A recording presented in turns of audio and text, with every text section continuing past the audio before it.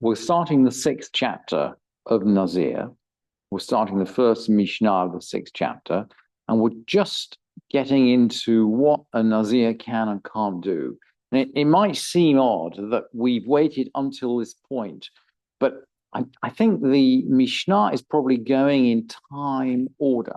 So the first thing that the Nazir is going to do is to swear. So we've dealt with issues of swearing. And of course, that's the connection with the tractate of Nedarim, with the tractate of oaths. So we've dealt with all these issues of language and meaning and uncertainty. And now, once we set those aside, now we're going to get into practical things. And we're going to go back. The Mishnah will recall the pasuk, will recall the verse that said that the Nazir was subject to 3 restrictions. Shlosha minim asurim asurim ba Nazir.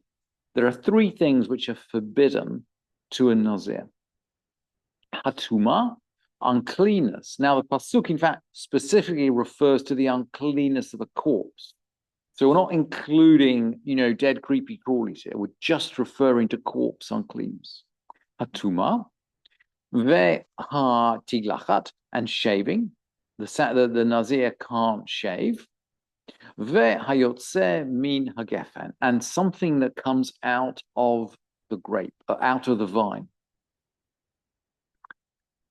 He can't eat stuff that comes out of the vine. And we're going to see in a minute what that means. But just in general, the Mishnah is going to explain mitzdarfin ze im ze, that they join together. And they're not talking, the Mishnah is not talking about uncleanness here, but I'm talking about stuff that comes out of the grape. Hayotze min hagefen, stuff that comes out of the grape joins together.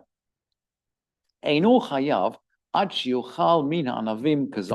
and he's not liable to a penalty unless he actually eats an olive worth of stuff that comes out of anavim, that comes out of grapes. Now, there is another Mishnah, Mishnah Rishonah, there's some earlier Mishnah, we don't have this Mishnah, but the Mishnah, our Mishnah, right, mentions it. Mishnah Harishonah, the first Mishnah. Rabbi Yehuda HaNasi edited the Mishnah around the year 200 of the Common Era, and what we have is his creation. But clearly, he wasn't the first person to edit the Mishnah. And the Talmud talks about, I think, the Mishnah of Rabbi Ishmael. So there are other Mishnayot. Anyway, there was an earlier Mishnah, Mishnah Harishonah, the first Mishnah, Ad sheishtei revi'it yain. This first Mishnah talked about liquid. And we've given here a quantity of solid. The quantity of the quantity of olives worth is a quantity of solid, but we can also define it in terms of liquid. And interestingly, although the Mishnah says they join together, the Rambam in his halacha actually articulates them separately. So he says the solids join together to make an olive's worth, so solid grape stuff, and then the liquid, the wine, or for that matter, vinegar, join together to make a liquid measure, and that's the revi'it of a log. Rabbi Akiva is actually going to merge the liquid and the solid, and the Rambam will reject that in his code. Rabbi Akiva Omer, afilu shara pito vayayin. So Rabbi Akiva says, okay, you could soak your bread in wine, and that was probably pretty common in the time of the Mishnah, and fresh bread might not have been quite as regular as it is today. So you'd soak your bread in wine to soften it up or to make it more edible. V'yeshba kedei letzaref kazait, and there's enough stuff mixed together to make an olive's worth. And Rabbi Akiva rules chayav. So according to Rabbi Akiva, it seems like if there was an olive's worth of bread and wine mixed up, you'd be liable if you were a Nazir. The Rambam says, no. You actually need if you're going to drink the wine by soaking it into your bread, then you need a revi'it of wine soaked into your bread to make you liable. In other words, the Rambam rejects the idea that you can actually mix solids and liquids.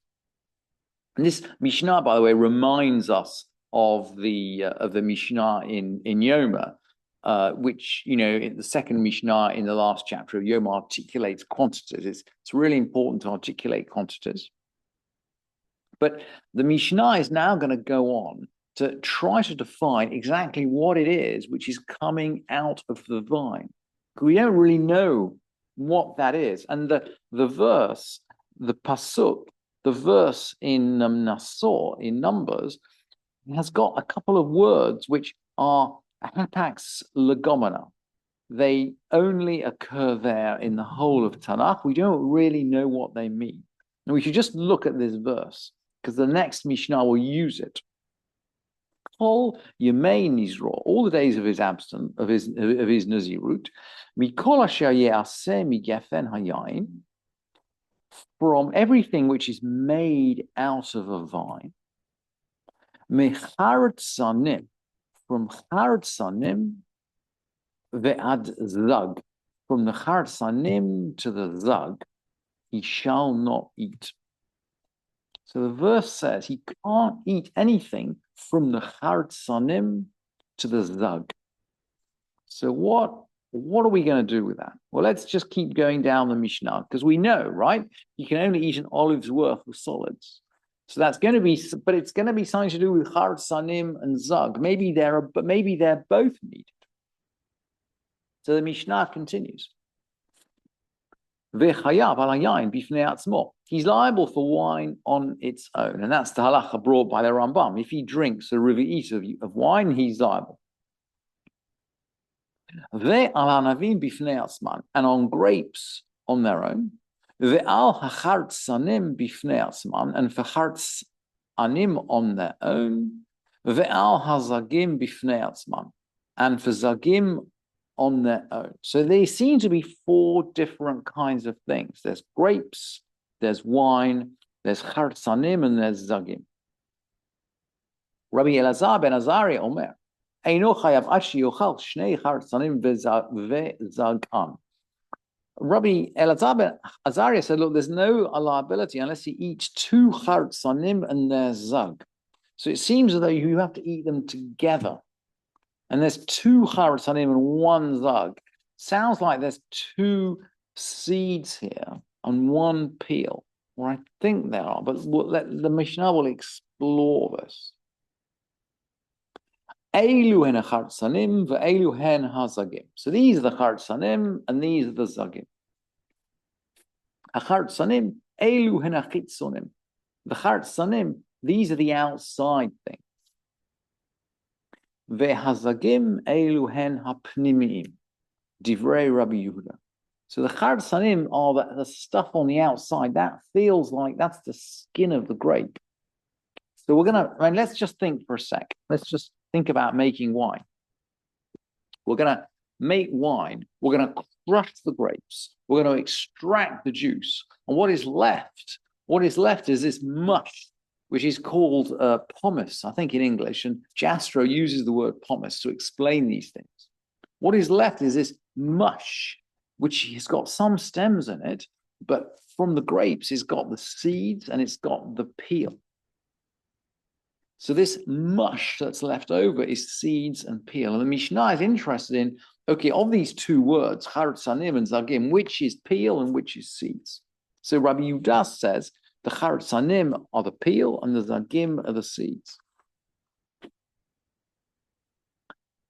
Let's keep going. Rabbi Yossi Omer. Rabbi Yossi's got it the other way round.